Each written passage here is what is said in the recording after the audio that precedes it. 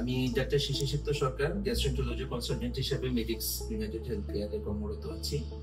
আসলে একটা পেশেন্ট সম্পর্কে আমরা কথা বলতে আজকে উপস্থিত হয়েছি। আসলে পেশেন্ট আমি পরিচয় করে দিই, উনি হচ্ছেন আক্তার খান। উনি এসেছেন মির্জাপুর থেকে, আজকে টাঙ্গাইল মির্জাপুর থেকে আমাদের এখানে উপস্থিত হয়েছে। ওনার প্রবলেমটা আসলে ছিল, উনি প্যাসেজ অফ ব্ল্যাক স্ট্রোক মানে কালো পায়খানা হতো, সেটা বারে বারে হয়েছে অনেকদিন পর্যন্ত। আসলে এটা ডায়াগনোসিস করা যে খুব বেশি কঠিন সেটা না।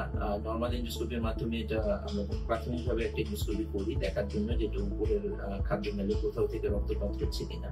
কিন্তু ওনার জন্য এটা একটু রিস্কি ছিল, কারণ হচ্ছে যে ওনার কিছু কোমরবিডিটি আছে। তো এই কাজটা আমরা খুবই সুচারুভাবে সম্পন্ন করেছি। করার পরে কিন্তু এখন রোগী আমাদের সাথে এখানে বসা, এবং এটার আসলে মূল কৃতিত্ব শুধু এখানে গ্যাস্ট্রোএন্টারোলজি ডিপার্টমেন্ট না, গ্যাস্ট্রোএন্টারোলজি অ্যানেস্থেসিওলজি ডিপার্টমেন্ট একসাথে সমন্বিতভাবে করেছে এই কাজটা। সো কোমরবিডিটির ইস্যুগুলো আমি আসলে ভাইয়ের হাতেই ছেড়ে দিচ্ছি। উনি সফলভাবে অ্যানেস্থেসিয়াটা সম্পন্ন করে রোগীকে আবার রিভার্স করেছে, যে জন্য রোগী আমাদের পাশে বসা। বাকিটুকু উনি আসলে এক্সপ্লেন করুন, তারপরে বাকিটুকু আমরা রোগীর কথা শুনবো। আসসালামু আলাইকুম, আমি ডাক্তার মোস্তাফিজুর রহমান, মেডিক্স হাসপাতালে ইন্টেনসিভিস্ট হিসেবে কর্মরত। আমরা প্রতিনিয়তই এখানে আমাদের শ্রদ্ধেয় ডক্টর শিশির সাহেবের আন্ডারে যে রোগীগুলো আসে তাদের এন্ডোস্কোপি পরিচালনা করছি। আজকে যখন আমাদের পেশেন্ট ডাক্তার সাহেব যখন আমাদের এখানে আসে, ডক্টর শিশির সাহেব দেখার পরে আমার কাছে পাঠালো। রোগীর কিছু কোমরবিডিটি ছিল যেগুলো আমাদের জন্য খুবই চ্যালেঞ্জিং ছিল। তার মধ্যে প্রথম ব্যাপারটা হচ্ছে ওনার ইসকেমিক হার্ট ডিজিজের পাশাপাশি নন এসটি এলিভেটেড এমআইয়ের একটা ইতিহাস রয়েছে। সেই সাথে তার ডকুমেন্টেড অ্যানজিওগ্রামের রিপোর্টে বলা হয়েছে এলএডিতে 80 to 92% ব্লক, ডিস্টালে 90% ব্লক, আর সিতে 30 to 35% ব্লক।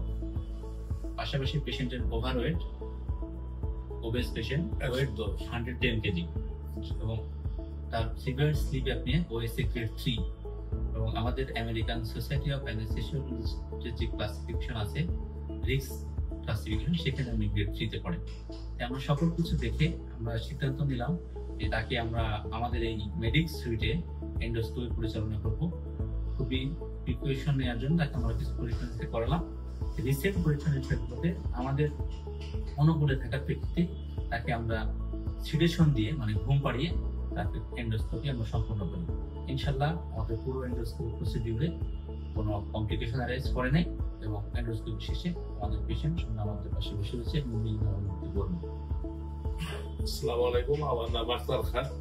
আমি শিশির স্যারের কাছে একটা লোকের কাছে শুনে শিশির স্যারের আসছি। আমি খুব সবকিছু ভেঙে বললাম, বলার পরে এটা পরীক্ষা করলো। আগে করে আমি ভালো,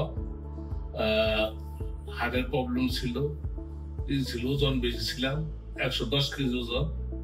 হার্টের প্রবলেম আড়াইটা ব্লক ছিল বলছে, আল্লাহ করলে ওগুলোই করার পরে আবার যে কোভিডটা করছে আমি বাস পাই নাই।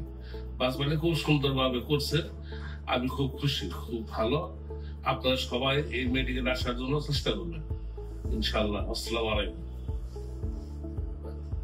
আসলে পরে আমরা এন্ডোস্কোপির মাধ্যমে রোগটা আমাদের ডায়াগনোসিস হয়েছে, ওনার পাকস্থলীর উপরে পোর্শন থেকে ব্লিডিং হচ্ছে। এটা হয়তো আমরা ট্রিটমেন্ট দিলে পুরোপুরি ঠিক হয়ে যাবে।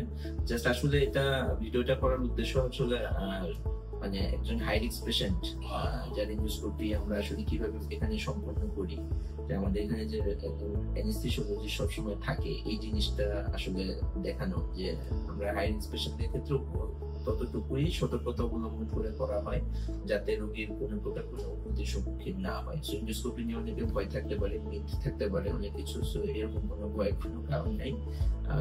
আমরা খুব কি বলে ডিসোসিয়েটিভ, আমরা আপনার সিলেক্টিভ অ্যানেস্থেসিয়ার মাধ্যমে এটা খুব সফলভাবে সম্পূর্ণ হয়েছে, এবং এরকম কিছু আমরা আরো অনেক করেছি। সো রোগীর অনুমতি নিয়ে আমরা এটা ভিডিওটা করলাম।